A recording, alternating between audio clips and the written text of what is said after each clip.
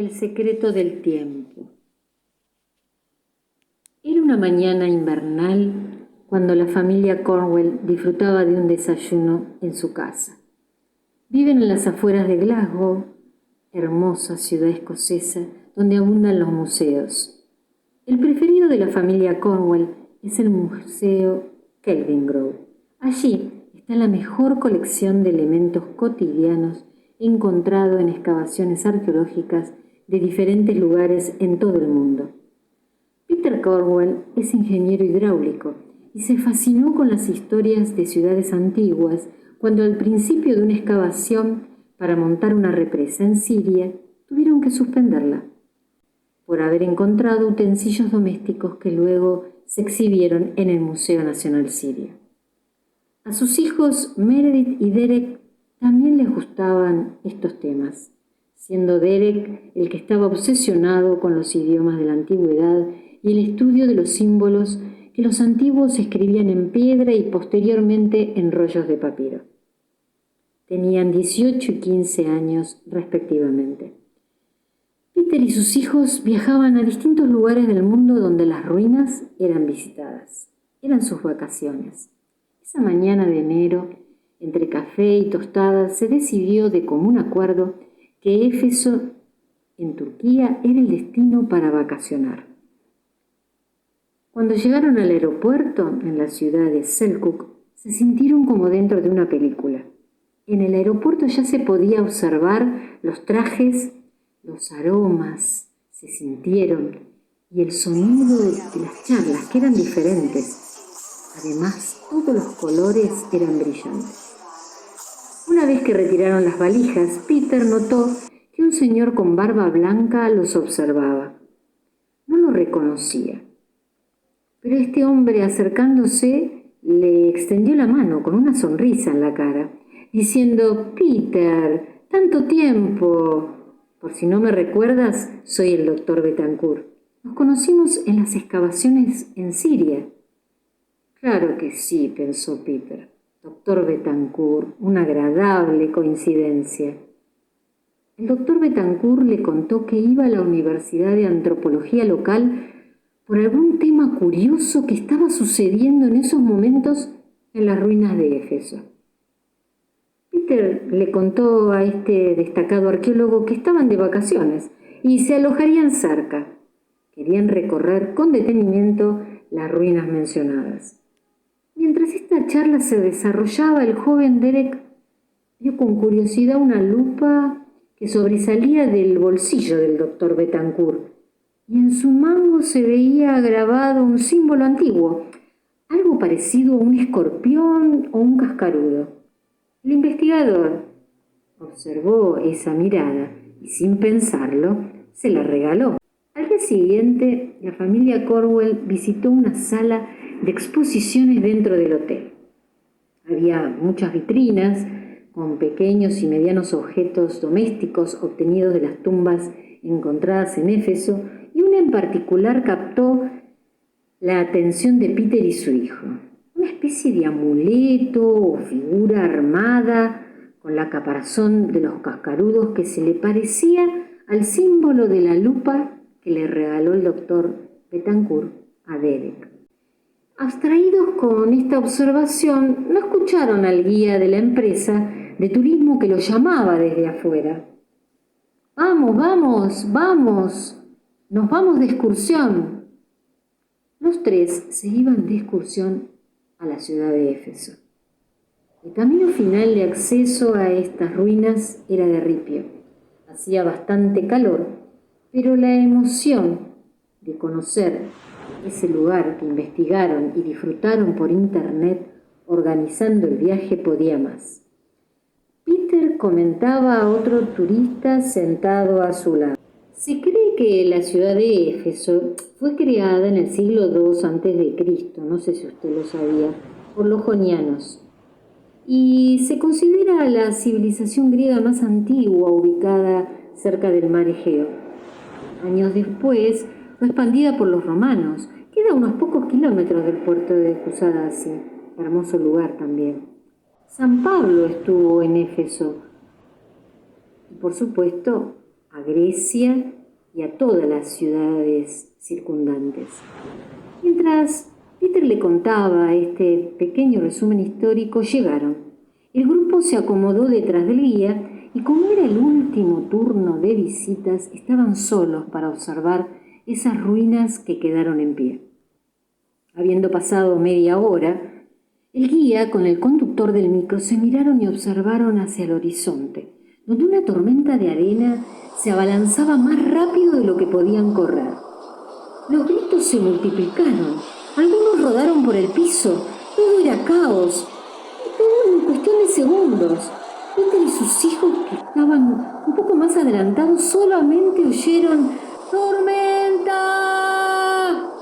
¡Arena! Y después el sonido enrarecido del viento soplando y soplando y la arena que no les permitía abrir los ojos. Los tres gritaban llamándose entre sí hasta que un silencio muy profundo los envolvió. Sin poder precisar cuánto tiempo había pasado, mareados y confusos, empezaron a levantarse. Por suerte estaban cerca unos de otros. Una vez que se recuperaron un poco del estupor inicial, Peter miró a un lado, miró al otro, ahogando un grito.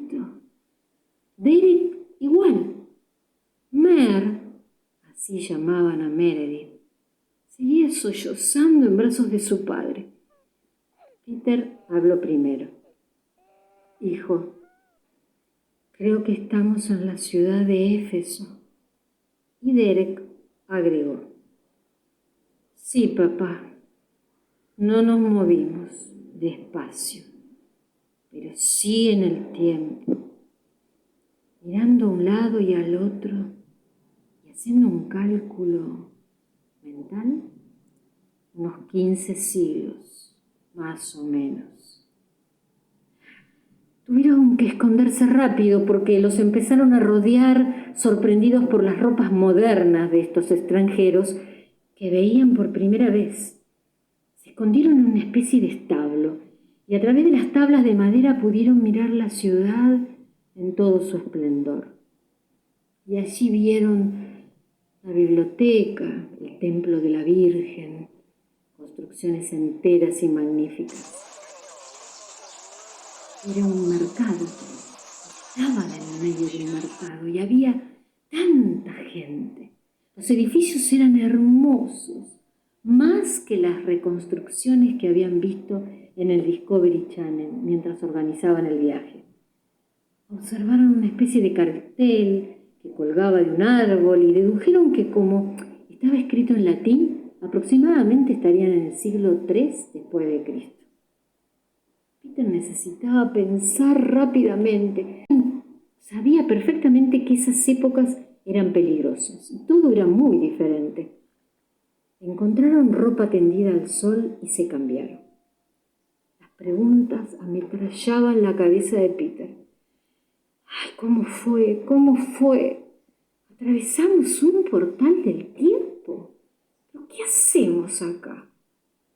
Los celulares ya no funcionaban, se habían derretido y estaban aplastados en los bolsillos de cada uno de sus pantalones. Empezaron a caminar, ya nadie prestaba atención de ellos, con el cambio de ropa, por supuesto.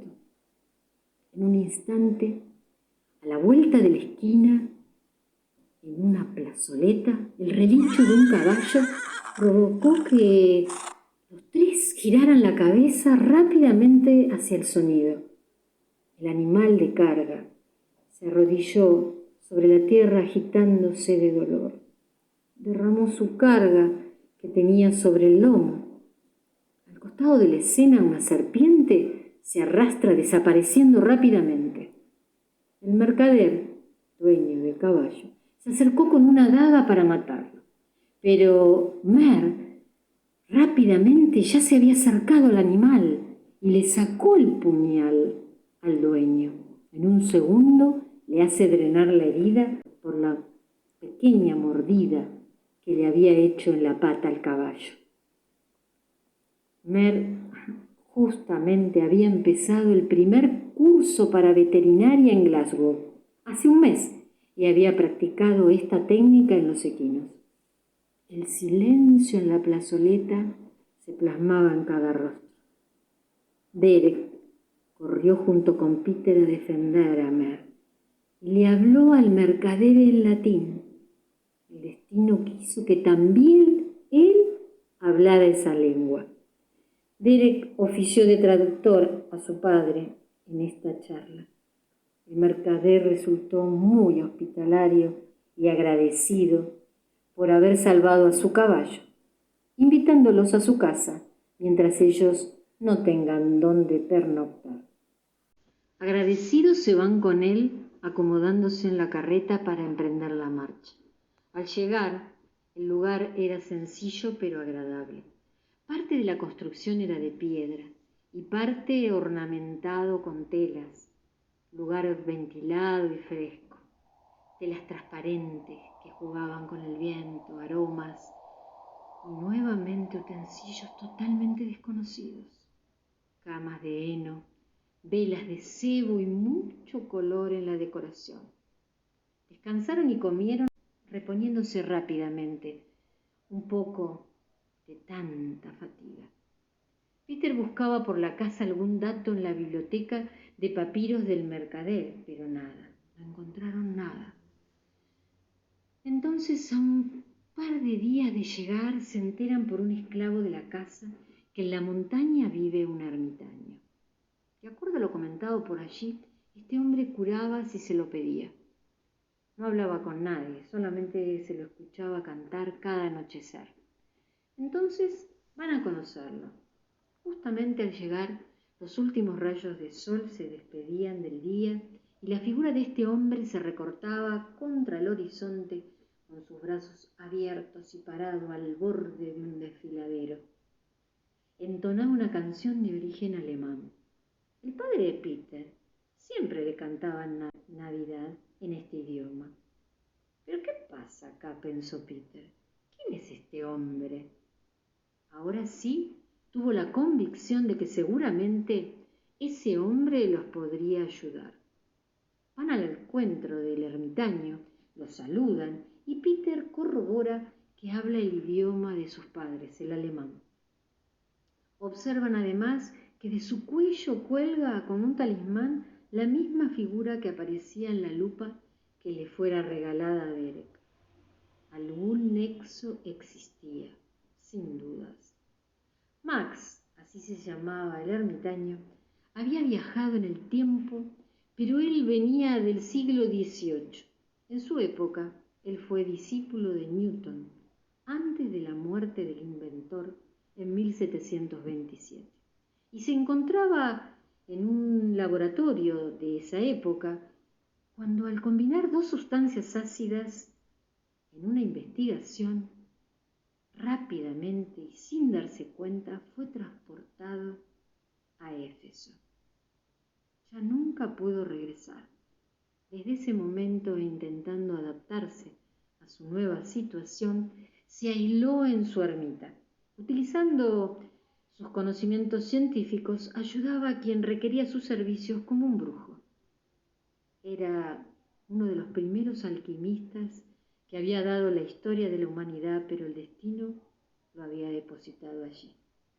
La conversación se centró en unir los conocimientos para encontrar la puerta de acceso a ese portal. Se sentían frustrados, pero no querían rendirse. Para esto, y teniendo en cuenta la edad de los hijos de Peter, ellos se habían adaptado bastante a la época. Tenían unos pocos amigos, aunque extrañaban el siglo XXI. Estos pocos amigos, también adolescentes y algunos niños, solamente tenían descanso los domingos, ya que trabajaban de sol a sol con sus padres, y el domingo era el día donde se juntaban y exploraban. Se fueron al bosque y se alejaron un poco más de lo habitual. Claro, tenían hambre.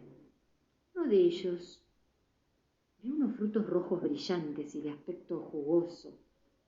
Entonces, saltando y riendo, se los comió. Un par de pasos más cayó desplomado. Derek, en su desesperación, y como era el que tenía mayor sentido de orientación, corrió y corrió volviendo a Éfeso para encontrar a su padre y contar esta emergencia. Lo encontró con Max. Max lo miró y le dijo: comió frutos de la muerte. Se envenenó. Rápidamente Max preparó un cuenco con una mezcla verdosa y los tres cabalgaron hasta el lugar del accidente. Una vez allí, Max levantó al niño y empezó a frotarle el entrecejo con este ungüento que había preparado, verdoso. Los hindúes dicen que en el entrecejo está el tercer ojo, nuestro lugar de la intuición. Entonces comenzó a mecerse Max y le dijo al niño entre sus brazos: vuelve ese momento, vuelve a ver ese fruto tan rico, que huele tan dulce y sabe delicioso, vuelve a oír a esa voz interior que empezó a hablarte dentro de ti cuando la tentación de tomarla te embriagó. Esa voz te decía: no lo comas, no lo comas, no lo comas. Niño, escucha nueva y claramente esas palabras. Vuelve allí, vuelve allí. La voz de Max se hacía cada vez más atrapante y más sugestiva. Vuelve allí, escucha la voz de tu guía interior y cúmplelas. Derramó sobre los labios del niño su pócima y continuó friccionando su entrecejo mientras se mecía. Fueron segundos eternos. Un ave gigante sobrevoló el lugar y el golpeteo de sus alas se escucharon con eco. Todos miraron hacia arriba y al volver la mirada hacia el niño yaciente, observaron el movimiento de los párpados intentando abrir los ojos. Se había salvado. Había vuelto a su cuerpo. Este episodio hizo que Max no durmiera en toda la noche. Permaneció sentado y quieto en lo alto del peñasco. Al recibir en su tez, coartada por el sol, los primeros rayos del astro rey, Max esbozó una sonrisa. Creía haber encontrado la solución para devolver a la familia de Peter a su tiempo. La familia y Max se reunieron alrededor del fuego. Max les contó cómo intentaría devolverlos a casa. Les preguntó si lo deseaban realmente, porque solo funciona si lo deseas con el alma. Peter y sus hijos lo miraron con agradecimiento y por supuesto consintieron de inmediato. Unos un poco incrédulos y también sorprendidos se cambiaron con sus ropas del siglo XXI, acompañando a Max. Al amanecer del día siguiente, se acomodaron la familia Cornwell alrededor de Max, en un círculo justo cerca del peñasco. Una suave brisa corría, le despeinaba el largo cabello a Mer. Las nubes comenzaban a dar paso al nuevo día suavemente.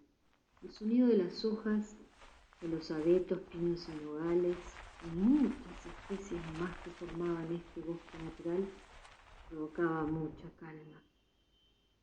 Peter, Mer y Derek sabían que era un momento crucial en sus vidas. Jamás serían los mismos, pero unidos por su amor de familia en ese momento confiaban. Confiaban que todo iba a salir bien. Max se acomodó en el centro de los tres y les pidió que se tomaran de las manos y así unidos sonrieron sin siquiera verse. Habían cerrado los ojos. Max se sentó y también cerrando sus ojos fue hacia su interior.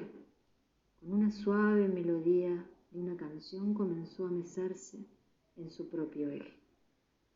Varias aves circulaban cerca de este peñasco, que se fueron acomodando en alguna saliente como en un teatro esperando algo, algún espectáculo quizás. Max comenzó a decir mientras iba friccionando el contenido de su pócima en el entrecejo de cada uno de ellos. Peter, Meredith y Derek, les pido que intenten recordar el preciso momento en que caminando por Éfeso, todos juntos la arena comienza a remolidarse, no permitiendo que vean claramente, además de la tormenta. ¿Qué registran? ¿Vieron o olieron o tocaron algo? Los tres a la vez contestan. Vi unos muñequitos hechos con caparazones de cascarudos. Max vuelve a preguntar, ¿y qué hicieron ellos? Nuevamente los tres contestan. Los tocamos. Max continuó. En el preciso instante que levantan la mano para tocarlos, escuchan dentro de su interior. Los tres nuevamente contestan a la vez. No lo toques. Max se pone de pie, elevando sus brazos al cielo como orando, dice, vuelvan a ese instante preciso en que escuchan esa voz. Respiren profundo y no los toquen. No los toquen. El cielo en el bosque se nubló y el sonido del aleteo de las aves que se habían acomodado en el peñasco fue fuerte y abarcó todo el espacio. Cuando Max abrió sus ojos y bajó sus brazos, comprobó que ya estaba solo. Habían regresado. Muchos años después, y ya en su época, Peter recibió una encomienda con una pequeña caja sin remitente. Al abrir la caja, Peter necesitó sentarse en la silla más cercana. Dentro de esa caja, el talismán que colgaba del cuello de Max estaba allí. Solo había una pequeña esquela que decía, amigo mío, otra aventura no se espera.